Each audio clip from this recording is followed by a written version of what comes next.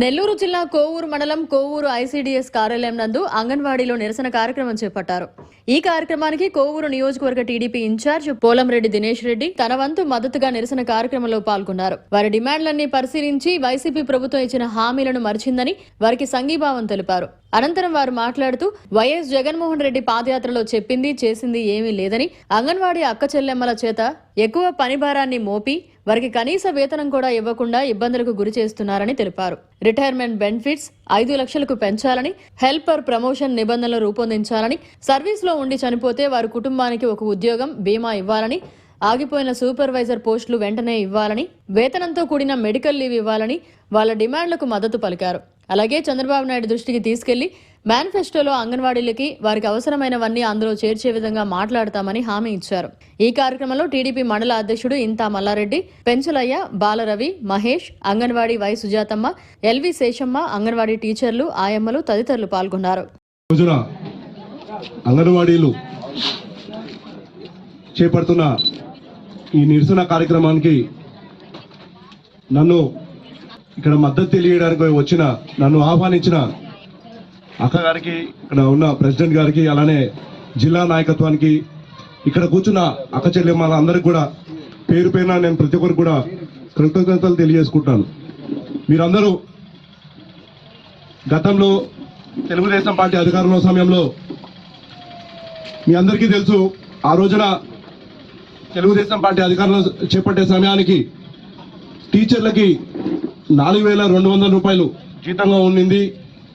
అలానే ఆయమ్మలకి 2,950 రూపాయలు ఇచ్చేవాళ్ళు ఆ రోజున జీతం. తెలుగుదేశం పార్టీ అధికారం వచ్చిన తర్వాత ఆ జీతాల్ని క్రమంగా పెంచి 10,500 రూపాయలని టీచర్లకి చేశాము. అలానే ఆయమ్మ జీతాల్ని 6,000 రూపాయలు చేయడం జరిగింది. జగన్మోహన్ రెడ్డి గారు ప్రజా సంకల్ప యాత్ర పేరుతో తిరుగుతున్న సమయంలో అంగన్వాడీ టీచర్లకి ఎన్నో హామీలు ఇచ్చారు. బహిరంగంగా ఆ రోజున మీడియా ముఖంగా ఎన్నో హామీలు ఇచ్చి పక్క రాష్ట్రంలో తెలంగాణలో ఏదైతే అంగన్వాడీ టీచర్లు ఉంటారో, ఆయమ్మలు ఉంటారో ఆ జీతాల కన్నా పెంచి జీతాలు ఇస్తారని చెప్పన్నారు, బెనిఫిట్స్ కల్పిస్తారని చెప్పన్నారు.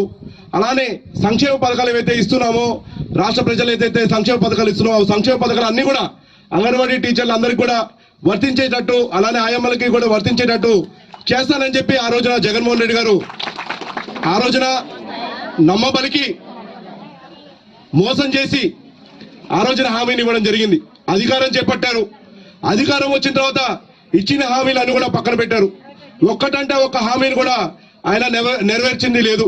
ఇప్పుడు ప్రభుత్వం ఏర్పడి 4 ఏళ్ల 8 నెలల కాలం అవుతుంది. జీతాన్ని 10,500 రూపాయలు, టీచర్ జీతాన్ని 1,000 రూపాయలు పెంచి 11,500 చేశారు. అలానే ఆయమ్మ జీతాలు 6,000 ఉంటే 6,000 జీతాన్ని 7,000 చేశారు. కానీ వాళ్ళ మీద వర్క్ లోడ్ ని తీవ్రంగా పెంచేశారు. ఇవాళ క్షేత్రస్థాయిలో మనకి ప్రభుత్వం అమలు చేస్తున్న పౌష్టికాహారం ఏదైతే బాలింతలకు కానివ్వండి, అలానే గర్భిణీ స్త్రీలకు కానివ్వండి, అలానే పిల్లలకు కానివ్వండి, అన్ని కూడా క్షేత్రస్థాయిలో ప్రభుత్వం అవలంబిస్తున్న అన్ని పథకాలని ప్రజలకి చేరువేస్తూ వాళ్ళు ఇవాళ నాకు చెప్తున్నారు, వర్క్ లోడ్ చాలా తీవ్రంగా పెరిగిపోయింది. వాళ్ళ పిల్లలకి డిజిటల్ యాప్స్ తీసుకొచ్చి దాని ద్వారా ఎడ్యుకేషన్ చెప్పాలని చెప్పి కొత్త విధానాలు తీసుకొచ్చారు. ఇవన్నీ విధానాలు తీసుకొచ్చారు, బాగానే ఉంది. మెల్లగా ప్రతి ఒక్కరు కూడా ఆ విధానాల్లో నేర్చుకునేదానికి ఎవరు కూడా దానికి అడ్డు చెప్పే పరిస్థితి లేదు. అందరూ కూడా కొత్త విధానాలకి తీసుకోవాలి, కొత్త విధానాలు నేర్చుకునేదానికి మేమందరం కూడా సిద్ధంగా ఉన్నామని చెప్పి వాళ్ళందరూ కూడా చెప్తున్నారు. ఇక్కడ ఉన్న అక్క చెల్లెమ్మలు అందరూ కూడా చెప్తున్నారు.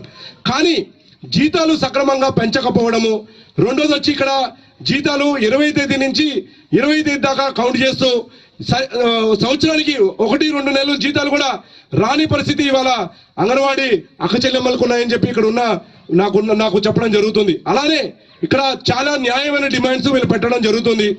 అలానే రిటైర్మెంట్ బెనిఫిట్స్ ఏవైతే ఉన్నాయో, రిటైర్మెంట్ అయిపోయిన తర్వాత 60 ఏళ్ళు, ఇప్పుడు 60 ఏళ్ళు కాస్త 62 ఏళ్ళు చేశారు. ఆ తర్వాత ఇప్పుడు మీరు ఇస్తున్న జీతం 10,500ని 11,500 చేశారు. ఈ జీతంతో అయిపోయిన తర్వాత, రిటైర్ అయిపోయిన తర్వాత పెన్షన్ బెనిఫిట్స్ లేవు, పెన్షన్ బెనిఫిట్స్ ఇవ్వట్లేదు.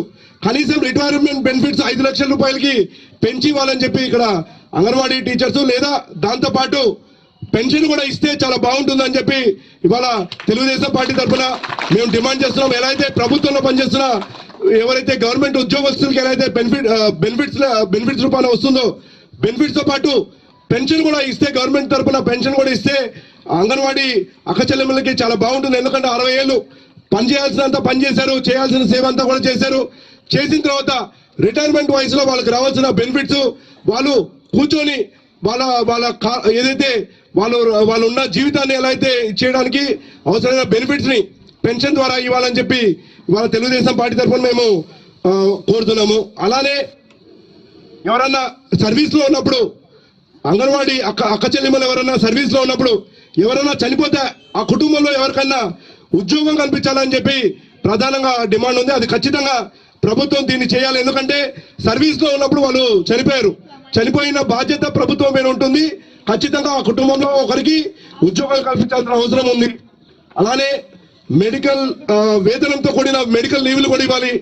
ICDS కి బడ్జెట్ పెంచాలని చెప్పి అది కూడా ప్రధానంగా డిమాండ్స్ లో అది కూడా ప్రధానంగా ఒక అంశంగా ఉంది.